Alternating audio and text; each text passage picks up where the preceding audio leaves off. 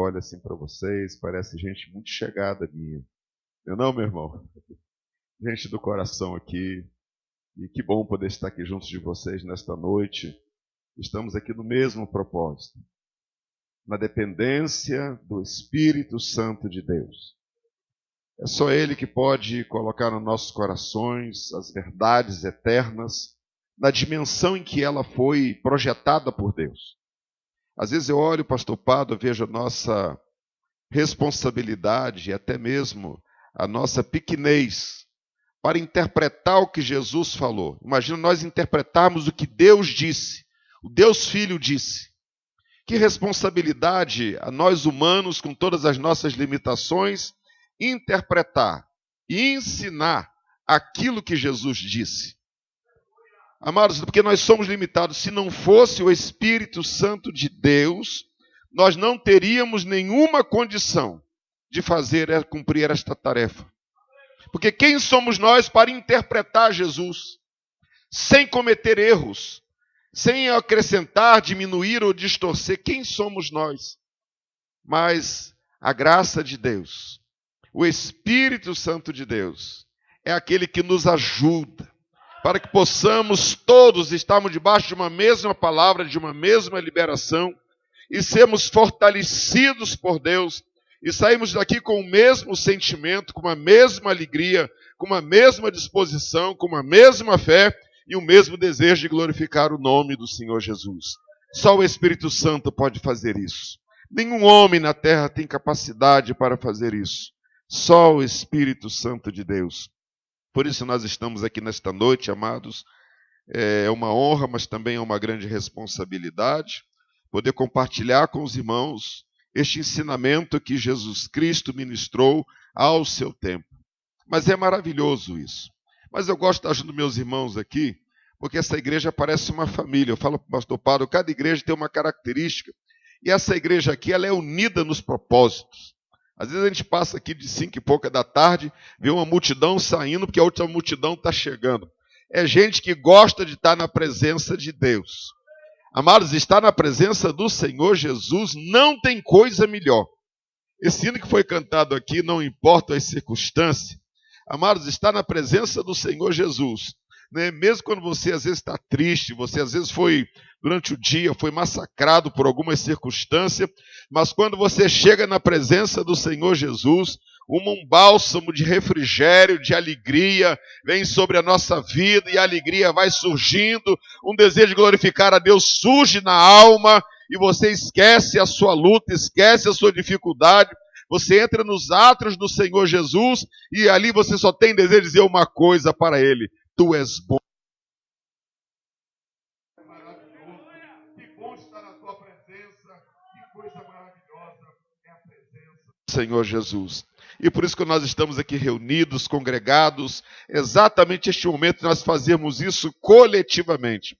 É possível que cada um tenha chegado aqui hoje, tido um dia diferente, às vezes um dia mais exaustivo, alguém tenha chegado aqui com alguma tristeza, alguma notícia, alguma circunstância, mas Jesus está aqui, meu irmão, minha irmã, e é Ele que conhece o seu coração, e há bálsamo de Deus aqui para chegar na tua alma, no teu coração nesta noite. Receba, meu irmão, esta palavra, receba, minha irmã, Jesus te conhece, e Ele tem algo para você aqui nesta noite. Que coisa maravilhosa estarmos aqui. Louvado seja Deus. Eu estou estudando a Bíblia, assim, lendo, porque eu faço duas coisas. Eu faço a leitura e faço estudo. A leitura é só para eu me lembrar onde estão as coisas. Porque a Bíblia é um livro que tem uma trajetória um pouco extensa, e nós precisamos, então, ter contato com toda essa trajetória para a gente poder manter-se atualizado. E, em paralelo, eu faço estudos também. Vou estudando a Bíblia. E eu comecei a minha leitura e dei uma atrasadinha, porque quando eu peguei o livro de Gênesis, no capítulo...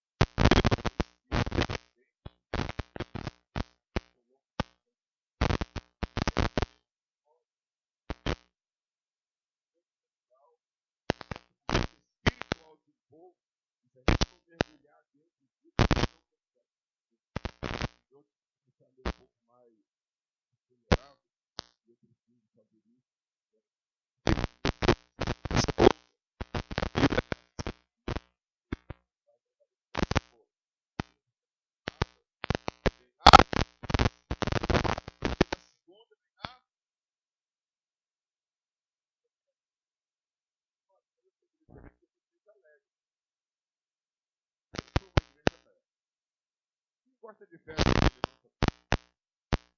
É nós mesmo. Essa igreja aqui é a igreja que festa. Mas o céu vai ser festa. A primeira coisa quando chegar no céu, Jesus vai fazer o quê? Uma festa. Você acha que vai ter uma solenidade? Não. A primeira coisa que você vai chegar no céu, você vai participar de quê? De uma grande festa.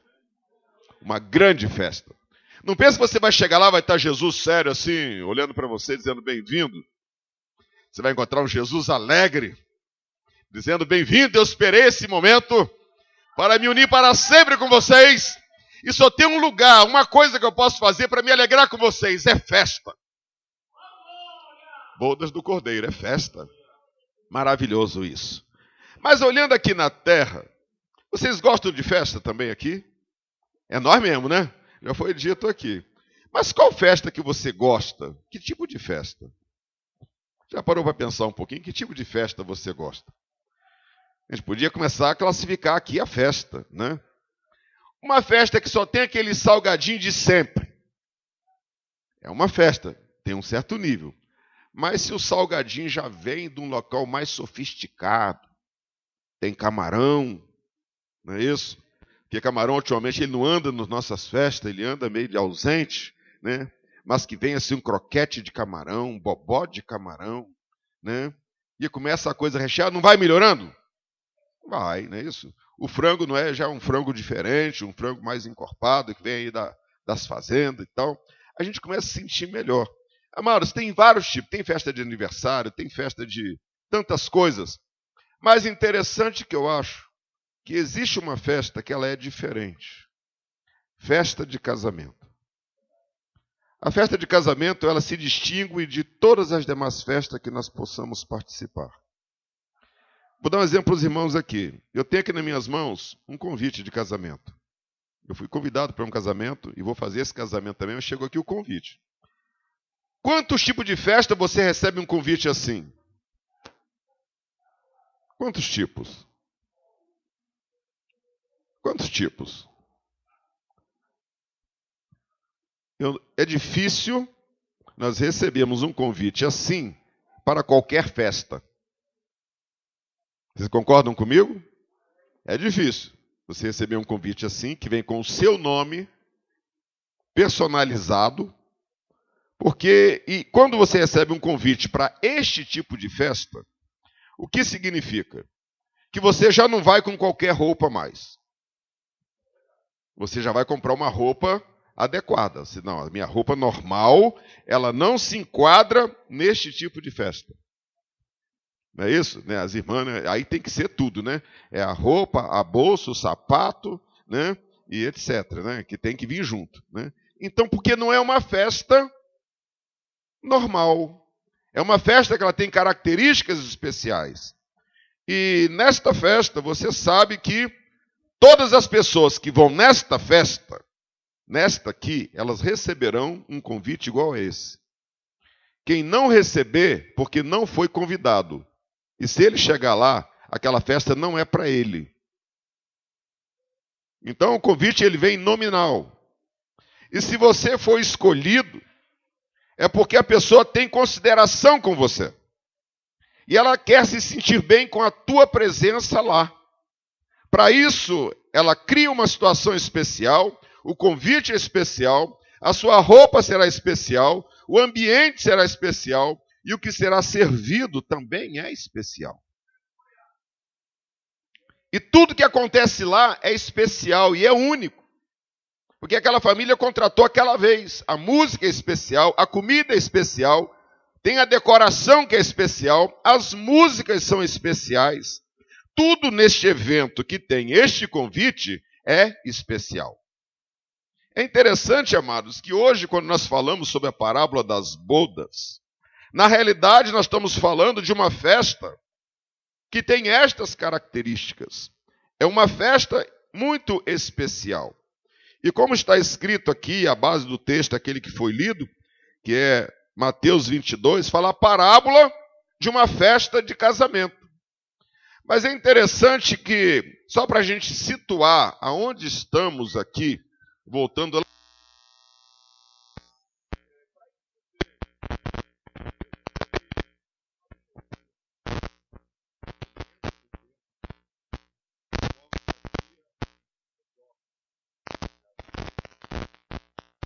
Então, toma algumas providências radicais ali para restaurar a função do templo.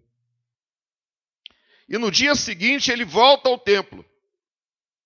E diz assim, isso está em Mateus 21 e 23. E diz assim, e chegando ao templo, acercaram-se dele, estando já ensinando, os príncipes dos sacerdotes e os anciãos do povo. Aqui começa, para a gente entender, aonde Jesus estava e a quem ele também estava dirigindo-se. Então ele dirigia-se a um grupo de pessoas, dentre as pessoas que já estavam assistindo, que eram membros do Sinédrio. Eram pessoas que assentavam naquelas cadeiras de 70 pessoas para julgar. E eles entraram também no ambiente onde Jesus estava ensinando. E Jesus começa a colocar algumas parábolas para eles. Coloca a parábola dos 2 filhos, coloca a parábola dos lavradores maus, e quando Jesus cita a parábola dos lavradores maus, eles se irritaram porque perceberam que aquela palavra era dirigida a eles. E Jesus, ainda aproveitando o momento em que talvez aquela ira estava subindo no coração deles, Jesus propõe essa parábola aqui, a parábola das bodas. Só para a gente entender o contexto onde isso estava acontecendo. Então Jesus estava ministrando em Jerusalém, no templo, para pessoas, e dentre as pessoas estavam os fariseus e os escribas, que faziam parte do Sinédrio, e a palavra dessas 3 parábolas, elas estavam sendo direcionadas particularmente para esse grupo de pessoas. Os irmãos estão entendendo? Estão entendendo? Digo amém, só para eu saber se está acompanhando aqui, isso é importante. Então Jesus, ele estava se dirigindo a autoridades religiosas e jurídicas. Autoridades que todo o povo de Israel os tinham como referência de ensino. Eram homens que ensinavam, porque os escribas estão aqui. E vê-se que os escribas eram homens que interpretavam a lei. E nós vamos ver os escribas, eles estão sempre perto de autoridades. Ele vai estar perto do rei, vão estar nos julgamentos, vão estar nos templos, vão estar nas sinagogas, eles vão estar em todos os lugares. E até no julgamento de Jesus eles estavam lá também. Então, na realidade, era uma classe de pessoas. Os escribas estavam sempre do lado das autoridades, ou jurídicas, ou políticas, ou religiosas. E eram pessoas respeitadas. Consequentemente, onde passava um escriba, todos respeitavam ele, porque dizia, é um doutor da lei. E assim eles eram considerados, e assim eles agiam, porque eles eram os intérpretes da lei. E Jesus dirige-se a eles. E é interessante que esta parábola aqui, do capítulo 22 do livro de Mateus, ela tem uma visão local, ela está sendo dirigida a um grupo de pessoas, mas ela também está sendo dirigida a uma nação. E a palavra da Bíblia, ela tem essa coisa interessante, que a palavra de Deus, ela nunca está restrita ao tempo, ao espaço e a pessoas. Ela tem aplicação naquele momento, naquele espaço, naquele tempo, aquela pessoa, aquele grupo de pessoas, mas a palavra de Deus, ela tem o poder de viajar no tempo e ir alcançando as gerações sucessivas. E esta aqui é uma parábola que ela enquadra-se dentro desta performance, ela estava sendo direcionada a um grupo de pessoas, mas ela viaja no tempo, alcançando grupos, alcançando pessoas, alcançando religiosos, e ela chega no nosso tempo também, alcançando a mim e alcançando a você. Louvado seja Deus. A palavra de Deus, ela sempre é proveitosa, e ela chega até nós com um propósito de gerar em nós edificação, reforçar a nossa fé, encher o nosso coração de esperança para um dia nós morarmos no reino dos céus. Amados, vivemos num tempo em que as pessoas parecem que não querem mais morar no céu. Existem tantas igrejas que parece que trouxeram o céu para cá e que as pessoas não querem mais ir para lá. Amados, mas o céu é o lugar da igreja. Nós estamos aqui de passagem. Uma passagem rápida. E logo, logo nós retornaremos para a capital do reino dos céus, que é a Jerusalém celestial. Aleluia. Louvado seja o nome do Senhor. Amados, mas essa parábola, ela foi colocada num ambiente para pessoas onde todos eram judeus. Veja só, e pessoas que frequentavam o templo, porque a parábola estava sendo ensinada dentro do templo, aonde Jesus estava ensinando. Então, na realidade, diferentemente do Brasil, que cada um tem uma religião, tal, aquela coisa da liberdade, um judeu não. Então, no tempo de Jesus não tinha isso. Então, todos que estavam ali, não só eram nascidos ali, mas eles professavam o judaísmo. Talvez uns mais, outros menos, mas todos, porque a formação de um judeu, até hoje, é baseado no Velho Testamento. Então, um aluno na escola de segundo grau hoje, ou melhor, numa escola normal de primeiro e segundo grau do judeu, quando ele termina o segundo grau, ele termina também o estudo do Velho Testamento, vem junto. Então, não tem como um judeu não conhecer o Velho Testamento, porque isso faz parte da educação de um judeu. Então, o que acontece? Como toda nação é formada assim, o que isso significa? Que as leis que o parlamento vota, tudo aquilo que eles fazem, tem uma inspiração do Velho Testamento junto. Mas esse ambiente que Jesus estava era um ambiente desse, onde todas as pessoas, apesar de não ter naquela época escolas formais, as pessoas aprendiam em casa, normalmente as mães que eram responsáveis pela educação, e também nas sinagogas. Mas todos tinham uma base de conhecimento da palavra de Deus. Então o ambiente que Jesus estava era o templo, onde se ensinava a palavra de Deus, e as pessoas que estavam ali eram pessoas familiarizadas com a palavra de Deus. E Jesus agora começa a colocar uma parábola para eles. E vou ler novamente. Diz, então Jesus, tomando a palavra, tornou a falar-lhes em parábolas, porque Jesus já tinha falado para eles 2 parábolas. E essa aqui é a terceira. Jesus, então, tomando a palavra, tornou a falar-lhes em parábola, dizendo, o reino dos céus é semelhante a um certo rei que celebrou as bodas de seu filho, ou seja, um rei que estava celebrando o casamento de seu filho. E enviou os seus servos a chamar os convidados para o casamento. E estes não quiseram vir. Depois enviou outros servos, dizendo, dizei aos convidados, eis que tenho o meu jantar preparado, os bois encevados já estão mortos, e tudo já pronto, vinde às bodas. Porém eles, não fazendo caso, foram um para o seu campo, outro para o seu negócio, e os outros apoderaram-se dos servos, e os ultrajaram e mataram. E o rei, tendo notícia disso, encolerizou-se, e enviando seus exércitos, destruiu aqueles homicidas e incendiou aquela cidade. Então disse aos servos, as bodas, na verdade, estão preparadas, mas os convidados não eram dignos. E depois as saídas dos caminhos e convidai para as bodas a todos os que encontrardes. E os servos saindo pelos caminhos, ajuntaram todos quantos encontraram, tanto maus como bons, e a festa nupcial ficou cheia de convidados. E o rei, entrando para ver os convidados, viu ali um homem que não estava trajado com vestes nupciais. E disse-lhe, amigo, como entraste aqui não tendo veste nupcial? e ele emudeceu. Disse então o rei aos servos: amarrai-o de pés e mãos, levai-o e lançai-o nas trevas exteriores, e ali haverá pranto e ranger de dentes, porque muitos são chamados, mas poucos escolhidos.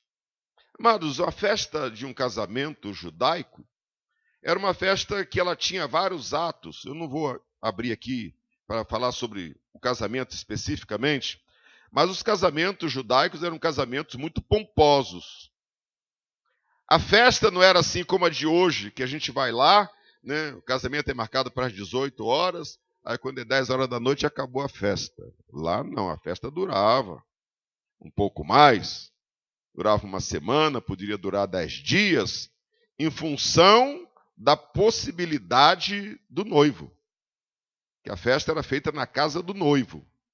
Então, quando alguém conhecia uma moça, né, então tinha um período que ele chamava de desposado, que era noivado, e passava-se um ano, e depois desse um ano que vinha o casamento.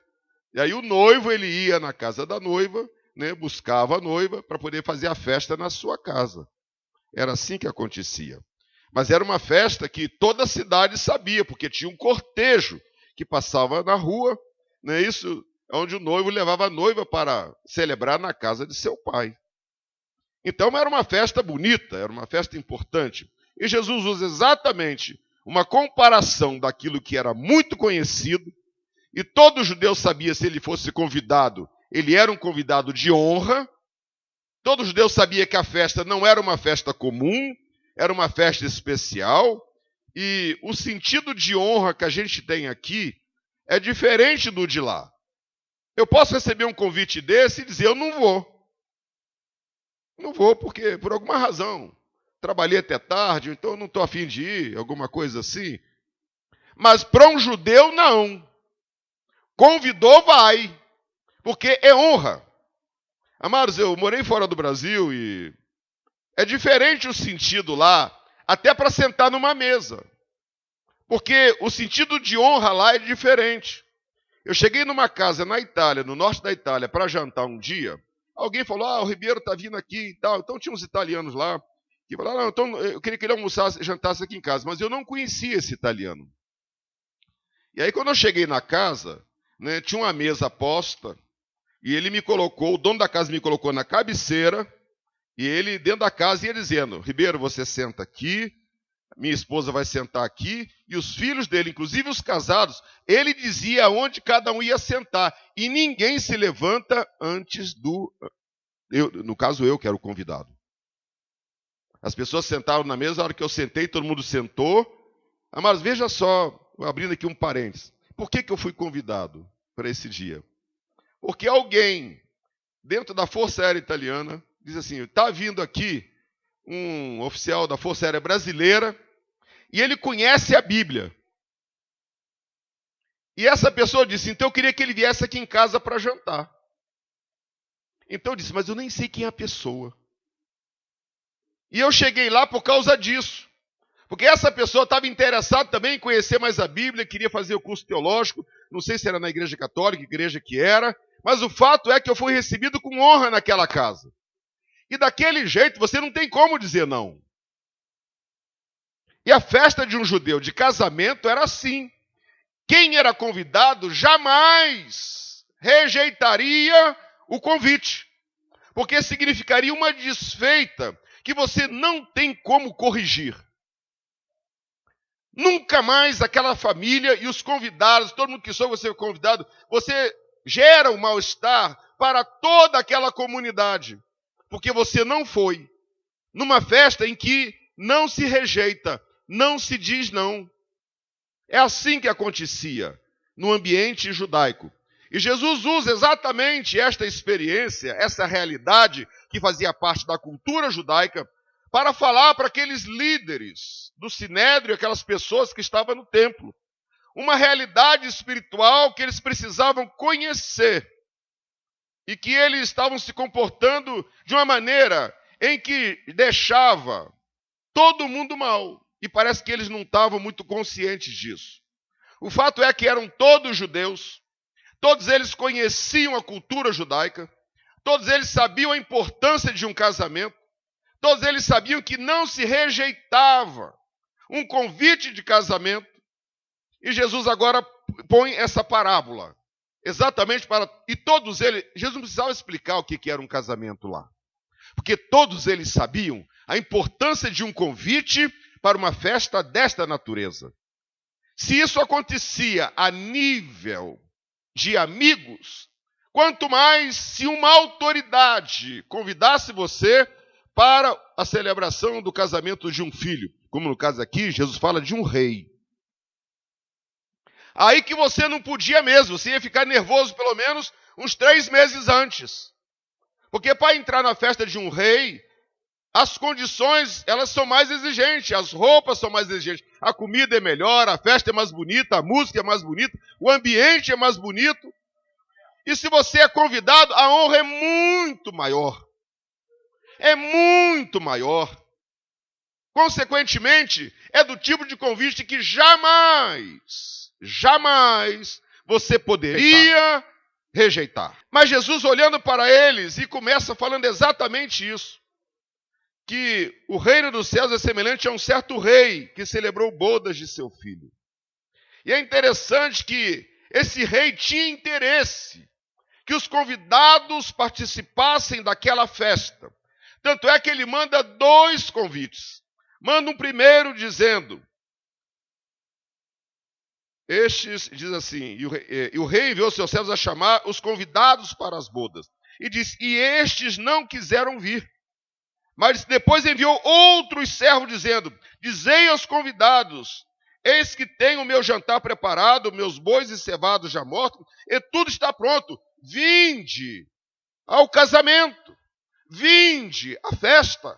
Então, na realidade, este rei estava fazendo uma coisa que não era muito comum, uma autoridade insistir para que as pessoas viessem no casamento. E Jesus coloca esta realidade, para eles perceberem que tem um rei diferente aqui, convidando pessoas para uma festa, insistindo para que elas fossem a... Porque em vez do rei estar honrando as pessoas, apesar de estaria honrando as pessoas, mas as pessoas também estariam honrando aquele convite. E Jesus olha para aquele grupo de religiosos e coloca esta realidade, uma realidade triste, porque diz, porque eles não fazendo caso, foram um para o seu campo e outro para o seu negócio.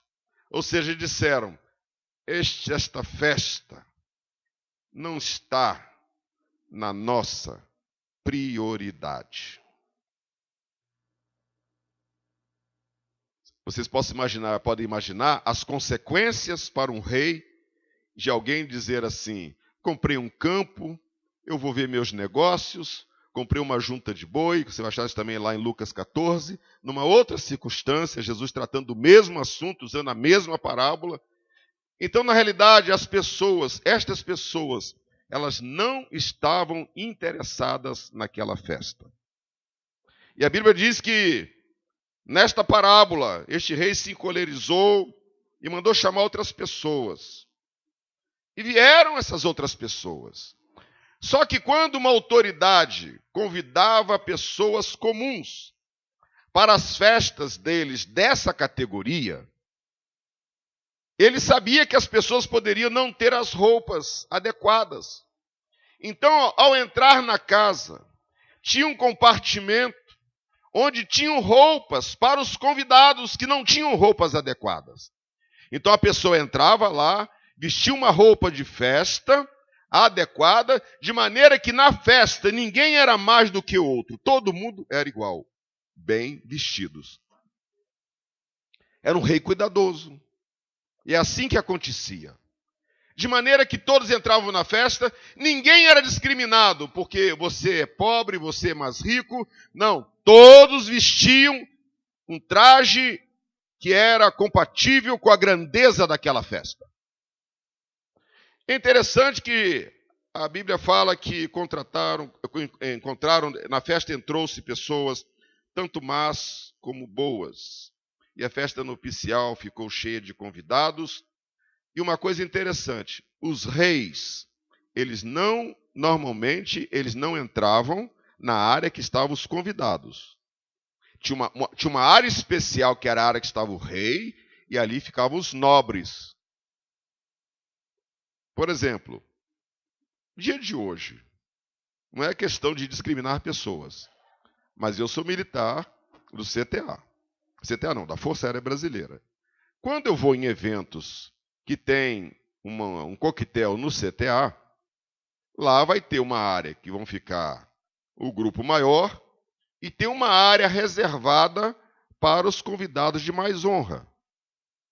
Então, por exemplo, nessa área vai ficar o prefeito, vai ficar os oficiais generais, vão ficar o reitor do ITA e a autoridade maior, elas ficam ali. Então, ali tem um serviço mais diferenciado, ficam ali. E é interessante, amados, que nós olharmos aqui neste texto, Jesus fala que o rei saiu desse ambiente reservado e ele foi caminhar entre os convidados e achou alguém ali que não estava com traje nupcial. E ele identifica aquela pessoa diferente, dirige-se a ela, diz: amigo, o que aconteceu com você que você não está vestido adequadamente para esta festa?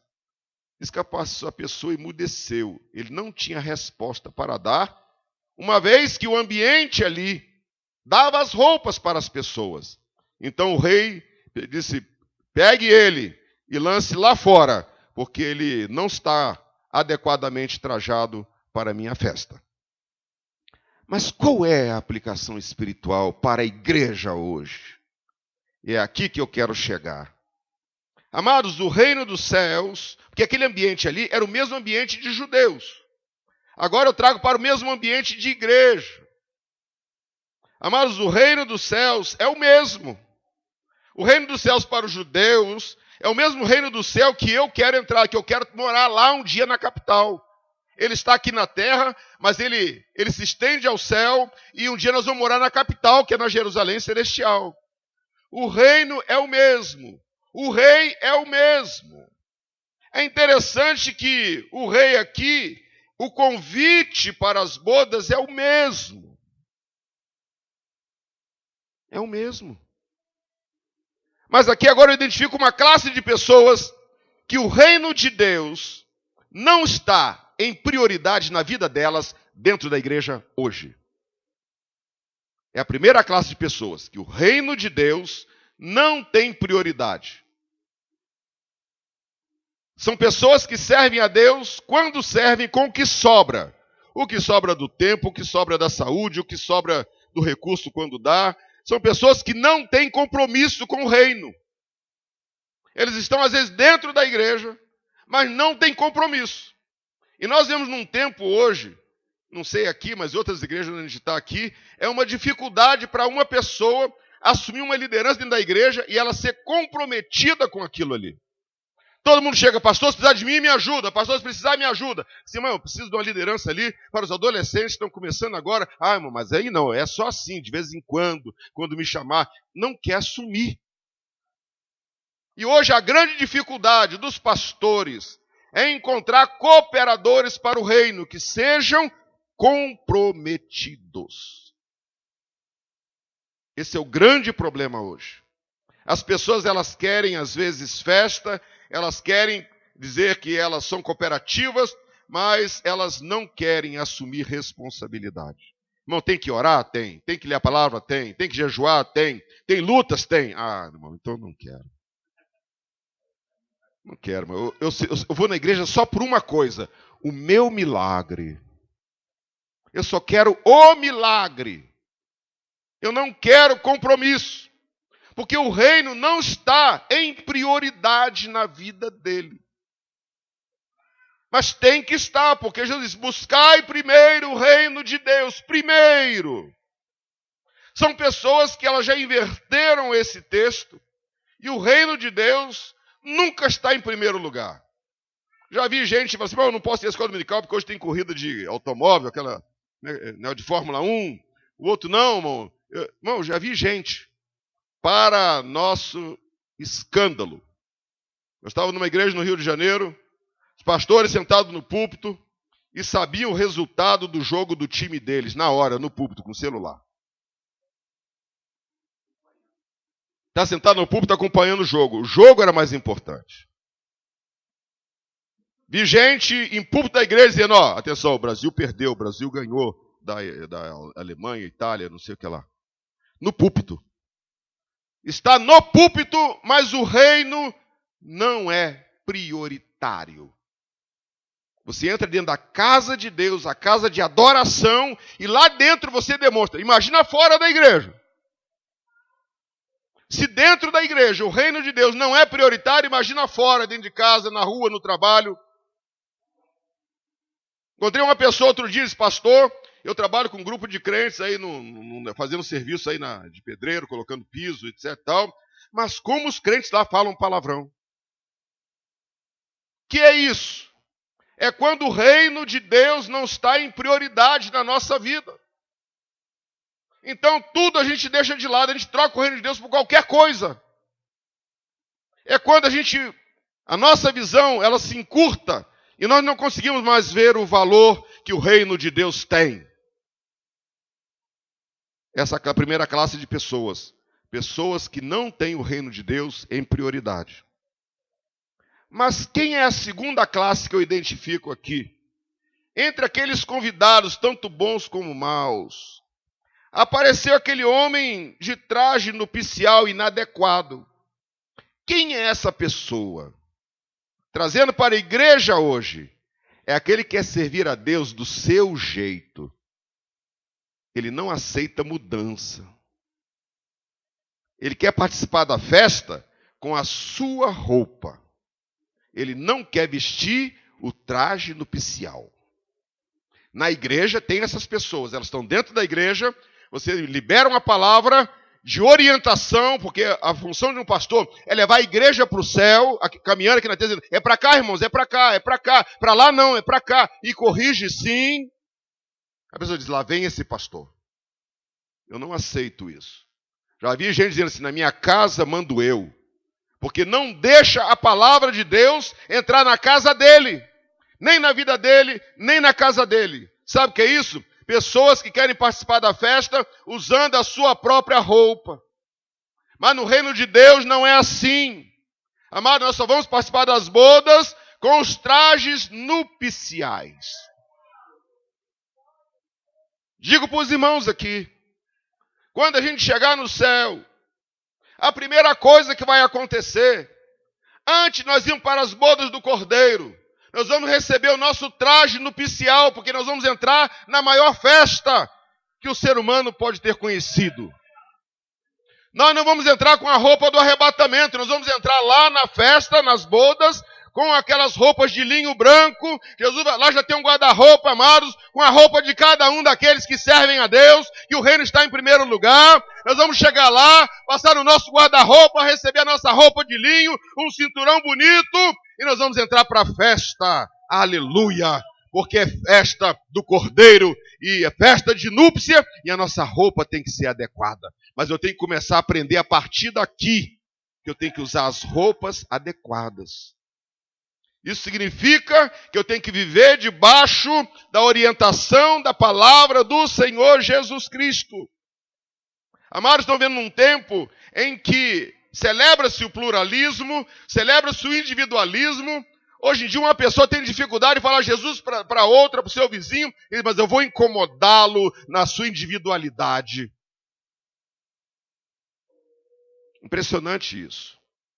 E esse individualismo, ele tem gerado nas pessoas e dentro das igrejas um pensamento teológico particular. Eu sei, eu interpreto, a gente mistura um monte de coisa do mundo, gera uma teologia, fala, é isso aqui que eu creio. A gente não quer mais seguir a autoridade que Deus tem levantado para ministrar as verdades para a gente. O que tem surgido de igrejas, resultado disso, eu quero uma igreja que seja igual a mim. Então, como eu não acho, eu crio uma. Que ela tem que ser igual a mim. Sabe o que é isso, amados? Gente que não se ajusta nos trajes nupciais. Ele quer criar o dele. Mas os trajes nupciais para o reino de Deus, quem é o alfaiate, quem faz o modelo é Jesus Cristo, o dono da festa. Eu não posso alterar um botão. Eu não posso alterar um corte, porque esse quem faz é o dono da festa, não somos nós. Jesus quer que nós entremos, temos o reino em prioridade. E nós entremos lá e aceitemos, porque essa palavra está no sentido figurado, mas que nós aceitemos o traje nupcial. E hoje, amados, a palavra de Deus está sendo liberada aqui sobre a minha vida, sobre a tua vida. Essa noite aqui, amados, é a noite da gente começar a ver com que traje nós estamos servindo a Deus. Se eu sou uma pessoa que sou bem-vinda nessa festa, ou se eu sou uma pessoa que, se o rei chegar para mim, vai dizer: amigo, como entraste aqui? Amiga, como entraste aqui? Por que você não está usando traje nupcial? Traje nupcial significa obedecer à palavra de Deus. Se submeter à autoridade da palavra de Deus. Amados, a palavra de Deus é algo tão precioso, tão grandioso, que quando Deus visitava o seu povo na época lá no deserto, a glória se manifestava, não era no meio de um pátio, não era no meio do povo, mas era num local exclusivo, aonde estava a palavra. Deus falava sobre a tampa do propiciatório entre os dois querubins, porque ali estava a palavra. Como nós poderemos estar resistindo à palavra, se ela que nos molda, se ela que nos prepara para esta grande festa? Aleluia! Amados, nós temos que voltar para a originalidade da palavra de Deus. Nós não podemos ficar inventando coisas, inventando trajes nupciais e novas doutrinas. Amados, nós temos que seguir a sã doutrina, a palavra de Deus. É só com este traje que nós entraremos na festa. Ninguém entrará na festa com outro evangelho, como se prega por aí. Amado, é só o evangelho onde Jesus é o centro. É só esse evangelho que leva a gente para o céu. Parece sutil. O evangelho, se você olhar a graça, o que ela trouxe, está escrito em Isaías 61. Lá diz: porque o Espírito de Jeová me ungiu para, e dá uma lista de coisas. Tudo aquilo ali é a graça. Mas começa assim: pregar boas novas.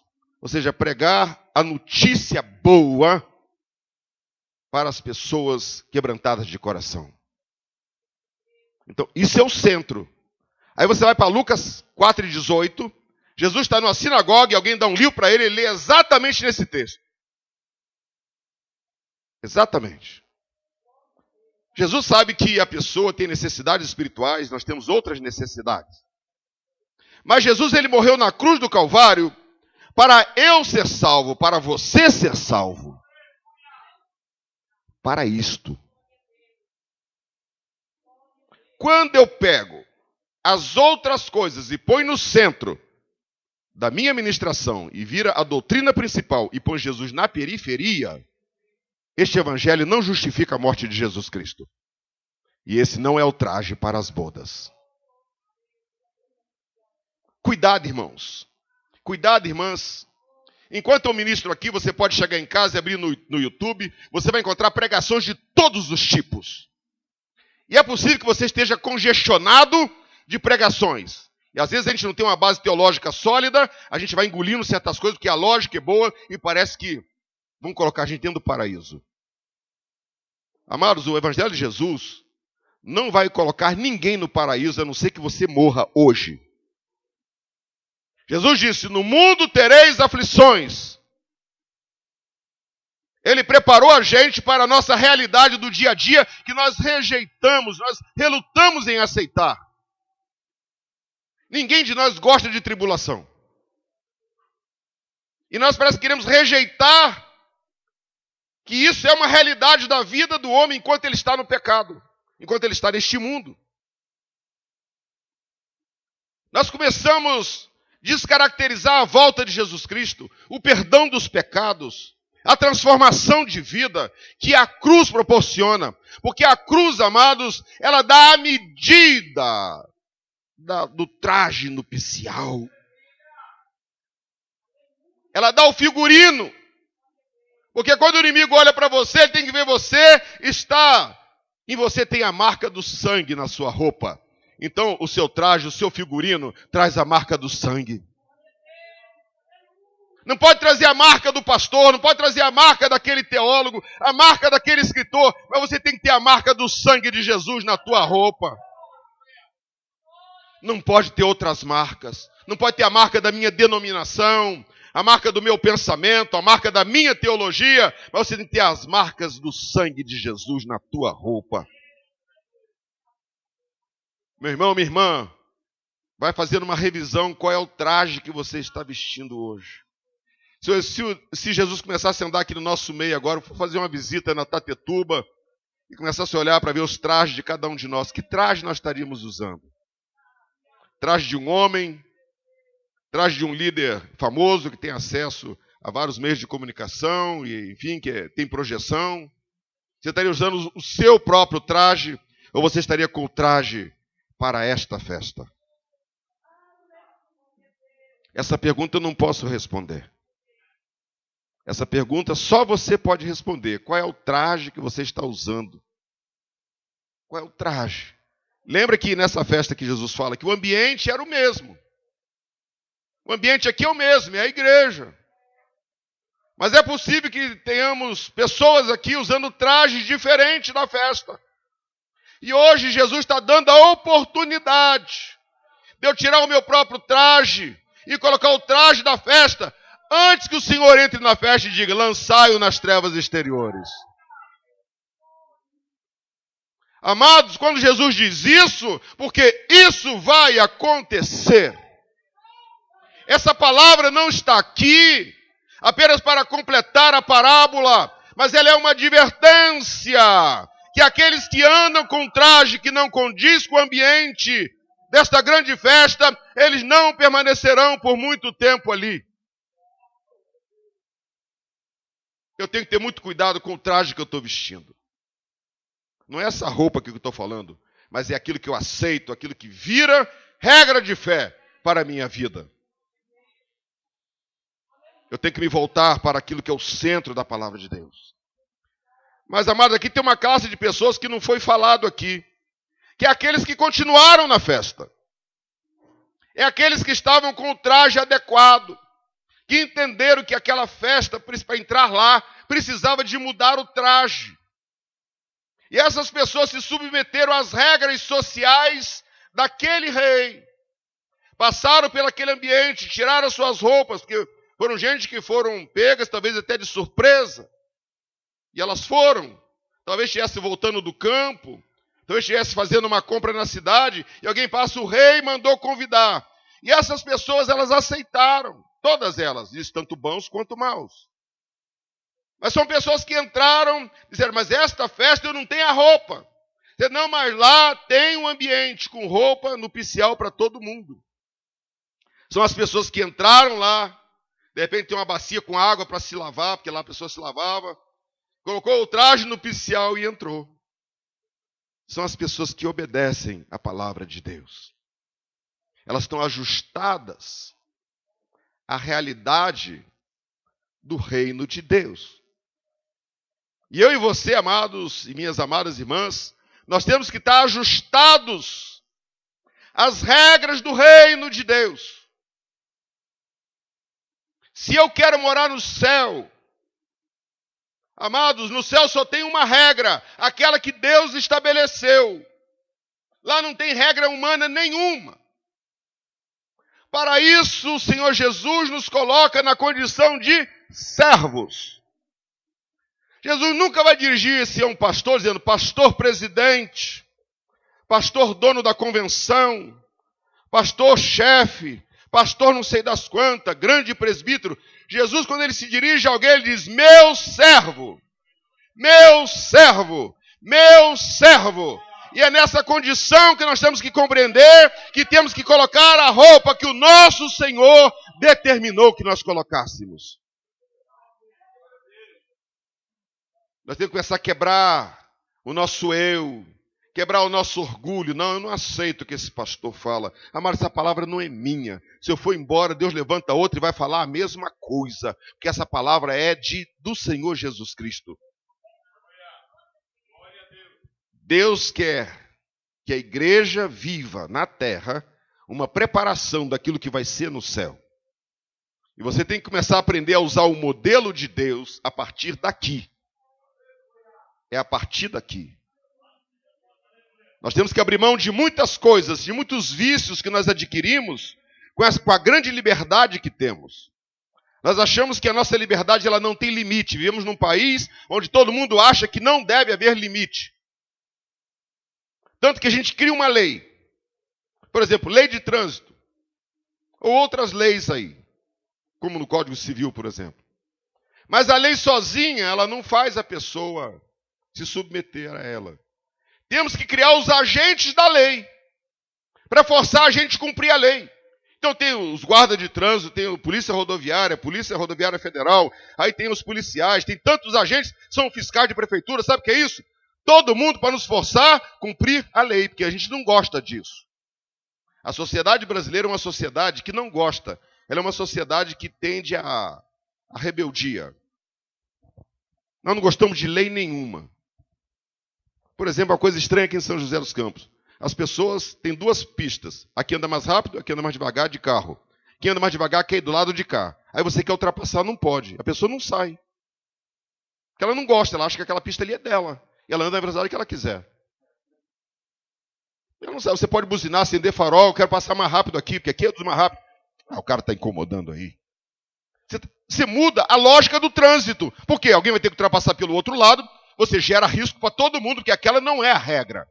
É gente que não veste a roupa da civilidade. Então nós não gostamos de vestir a roupa da civilidade. O vizinho coloca o som alto sábado para domingo e põe o negócio de rachar a noite inteira. Você vai reclamar, o cara ainda fala um monte de palavrão, porque ele não gosta de vestir a regra da civilidade. A minha liberdade não pode incomodar o outro. E nós, às vezes, importamos isso para a nossa vida cristã. E nós também começamos a perceber que o figurino da palavra de Deus tem hora que nos aperta um pouco, ou seja, nos coloca limites. E a igreja tem que compreender isso. Nós somos servos e todo servo tem limite. Nenhum servo faz o que quer. A palavra Senhor que a Bíblia trata aqui, não é esse Senhor que a gente fala para uma pessoa mais velha aqui. Era uma palavra que era usada para poucas pessoas. Era usada para reis e é usada para Deus. A palavra Senhor aqui é quem era dono de você. Os reis eram donos das pessoas. Escravo, servo, ele não tinha vontade própria. Alguém era o dono dele. Tanto é que podia pegá-lo e vendê-lo como um objeto. E o escravo dizia, mas eu não quero. Não tinha essa palavra lá, porque um era senhor e o outro era servo. Amado, e quando Jesus nos coloca na condição de servo, nós queremos assumir alguns atributos de senhor. E achamos que mandamos também. Nós achamos que podemos de vez em quando usurpar um pouco da autoridade de senhor. E eu começo a querer criar o meu próprio modelo. Mas a palavra de Deus, amados, ela tem só um modelo. Aquele estabelecido pelo dono do reino. Nosso Senhor e Salvador Jesus Cristo. Se eu e você quisermos participar desta festa, e ela vai ocorrer muito proximamente, nós temos que verificar que traje nós estamos vestindo. Eu tenho que verificar que traje eu estou vestindo. Que traje eu estou trazendo para dentro da minha casa. Que traje eu estou trazendo para dentro da minha igreja. Que traje eu estou trazendo para o povo de Deus. Amados, o tempo ele vai passando muito rapidamente e nós estamos chegando no final dessa ministração. Mas essa parábola, ela é completa.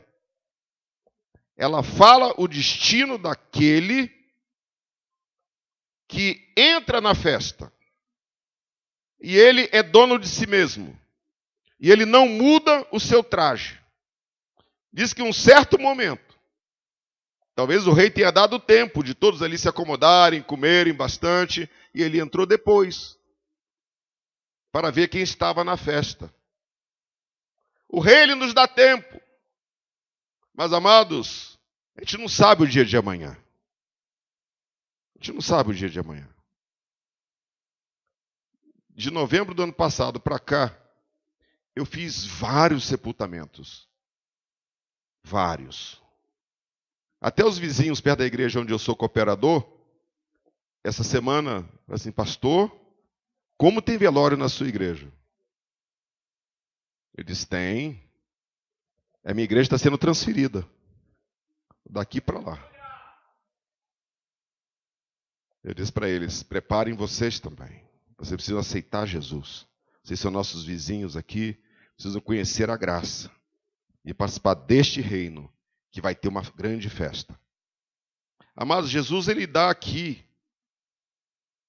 alguma visão desse lugar para onde levaram aquele que as vestes não eram adequadas. Lançaram nas trevas exteriores e ali haverá pranto e ranger de dentes. Que lugar é esse? Amado, esse local não é aqui na terra, esse lugar não é no paraíso, esse local não é no purgatório, esse local não é no céu, esse local chama-se inferno. Tem um destino para essas pessoas. Aqueles que não se submetem à palavra de Deus. Veja a dimensão dessa parábola aqui. Quando ela chega nos nossos dias. Amados, essa é uma palavra de despertamento. Não é só uma palavra de curiosidades bíblicas, mas é uma palavra que se aplica à minha vida, à tua vida, e nos ajuda a estarmos preparados para entrar no céu pelas portas. Que Deus possa abençoar esta igreja, que Deus possa abençoar este povo. Amados, lembrem-se, todos nós recebemos um convite desse quando nós aceitamos a Jesus. Todo mundo recebeu. Amados, e nós estamos ansiosos para o dia dessa festa. E ela vai acontecer. Eu tenho falado para as pessoas, os sinais da volta de Jesus Cristo previsto na palavra, amados, o que mais me evidencia que falta, para mim quase todos eles já se cumpriram, é só o evangelho ser pregado em testemunho de todas as gentes. Se isso acontecer e a igreja se despertar e pregar, amados, em poucos meses Jesus volta. Com as tecnologias que nós temos hoje, com os meios que nós temos hoje, nós somos capazes de alcançar toda a terra em questão de meses. E Jesus volta antes de 2020. Se a gente trabalhar usando tudo que tem. Eu estou só olhando, amados, a gente não sabe. Mas de repente tem uma explosão de pregação do evangelho pelo mundo. Muçulmano vai ouvir, Coreia do Norte vai ouvir, a China vai ouvir, Cuba vai ouvir, Vietnã, Laos, Camboja vão ouvir, os muçulmanos todos, Arábia Saudita, ali o Irã, Iraque, vão ouvir, Síria, Palestino. E Jesus volta. Ninguém dá um convite de casamento para daqui a 2 anos, nem 5 anos. Esse convite que eu recebi aqui é para abril. Alguém me deu bastante antecipado. Ou seja, eu tenho o mês de março, tenho um pouco de fevereiro e um pouco do mês de março. 2 meses. Ninguém dá convite de casamento para festa longa, que vai acontecer há muito tempo. E se Jesus já nos chamou, amado, como diz o apóstolo Paulo, a nossa salvação está mais perto agora do que quando aceitamos a Cristo. Cuide da sua salvação. Vista os trajes nupciais. E espere pela volta do Senhor Jesus. Deus abençoe a todos em nome de Jesus. Amém.